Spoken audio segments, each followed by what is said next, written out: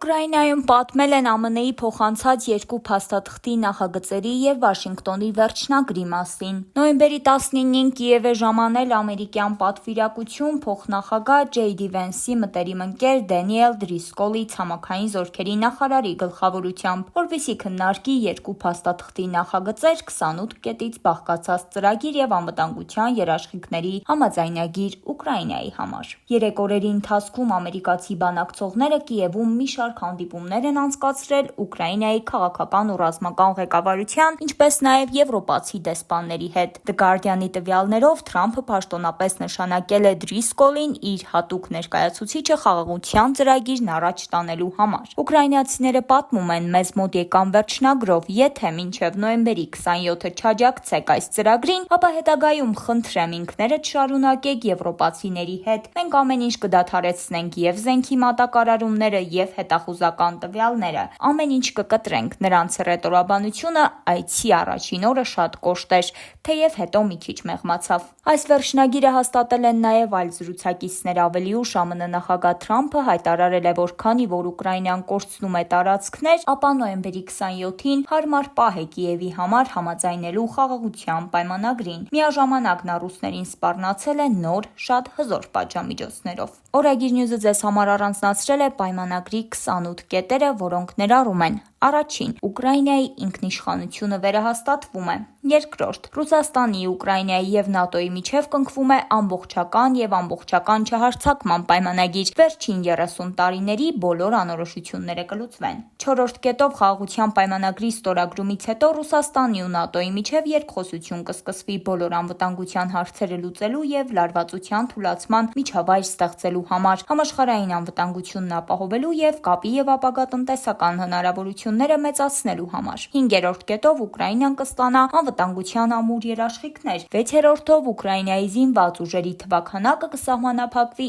800 հազարով խաղաղ ժամանակ։ 7-րդ կետով Ուկրաինայի ՆԱՏՕ-ին անդամակցելը կախված է դաշինքի բոլոր անդամների կոնսենսուսից, որը այս պահին գոյություն չունի։ Կետ 8. ՆԱՏՕ-ն համաձայնվում է խաղաղ ժամանակ Ուկրաինայում իր հրամանատարության ներքո մշտապես զորքեր չտեղակայել։ 9-րդ կետով ՆԱՏՕ-ի կործանիչները կտեղակայվեն Լեհաստանում, իսկ 10-րդ կետով ԱՄՆ-ի երաշխիքը կարդացոլի 5-րդ հոդվածը։ 11-րդ կետով Ուկրաինան որակավորված է ԵՄ անդամակցության համար և կստանա կարճաժամկետ արտոնյալ մուտք եվրոպական շուկա, որը մինչ այս գնահատվում է։ 12-րդ կետով Ուկրաինայի համար գլոբալ վերակառուցման ամուր փաթեթ կամրապնդվի, որը ներառում է, բայց չի սահմանափակվում որոշ կետերով։ 13-րդ կետով Ռուսաստանը աստիճանաբար կվերաինտեգրվի համաշխարհային տնտեսության մեջ, ինչը նշանակում է պատժամիջոցների թուլացում։ Ռուսաստանը կհրավիրվի դրանով նաև G8-ի մեջ։ 14-րդ կետով Ուկրաինան լիովին կվերականգնվի և ֆինանսապես կփոխհատուցվի։ 15-րդ կետով այս համաձայնագրի բոլոր դրույթները խթանելու և կիրառելու համար կստեղծվի համատեղ անվտանգության աշխատանքային խումբ ԱՄՆ-ի, Ուկրաինայի, Ռուսաստանի և եվրոպացիների մասնակցությամբ։ 16-րդ կետով Ռուսաստանը օրենսդրորեն կամրագրի Եվրոպայի և Ուկրաինայի նկատմամբ չհարձակվելու քաղաքականություն։ 17-րդ կետով նահանգները և Ռուսաստանը համաձայնվում են երկարաձգել միջուկային զենքի չտարածման և վերահսկողության մասին պայմանագրերը։ 18-րդ կետով Ուկրաինան համաձայնում է մնալ ոչ միջուկային պետություն։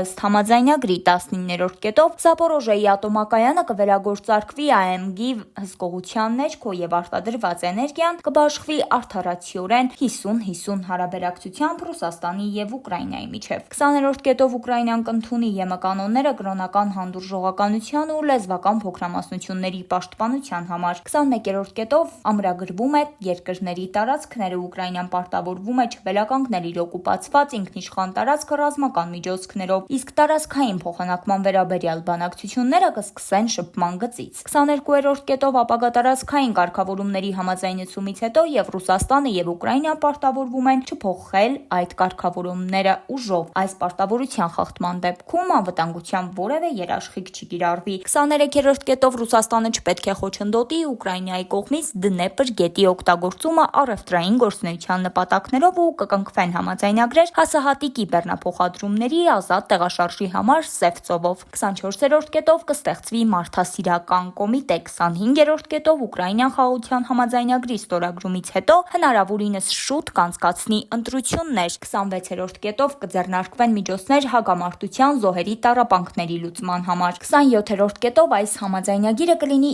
իրավաբանորեն պարտադիր, դրա իրականացումը կհսկվի եւ կերաշխավորվի Խաղաղության խորհրդի կողմից, որը կգլխավորի նախագահ Դոնալդ Թրամփը, խախտման համար էլ կլինեն պատժամիջոցներ։ 28-րդ կետով այս հուշագրին բոլոր կողմերի համաձայնության դեպքում հրադադարը անմիջապես ուժի մեջ կմտնի, երբ երկու կողմերն էլ հետ կկանգնեն համաձայնագրի իրականացման համար նախատեսված համաձայնեցված կետերից։ Հրադադարի ռեժիմի պայմանները ներառյալ մոնիթորինգը կհամաձայնեցվեն երկու կողմերի միջև ԱՄՆ հսկողության ներքո։ Սակայն ուկրաինական լրատվականները, չնայած այս կետերի հրապարակումը, պնդում են, որ սա վերջնական փաստաթուղթը չէ, այլ նյութ, որը փոխանցվել է ուկրաինական կողմին քննարկման համար։ Հենց այդ 28 կետերն էլ դարձել են Ժնևում երեկ կայացած բանակցությունների թեմա ուկրաինական եւ ամերիկյան պատվիրակությունների միջև, եւ հավանաբար դրանք արդեն փոփոխությունների են ենթարկվել։ Այս եւ այլ մանրամասներին տեղեկանալու համար հետեւեք Օրեգիր Նյուզին։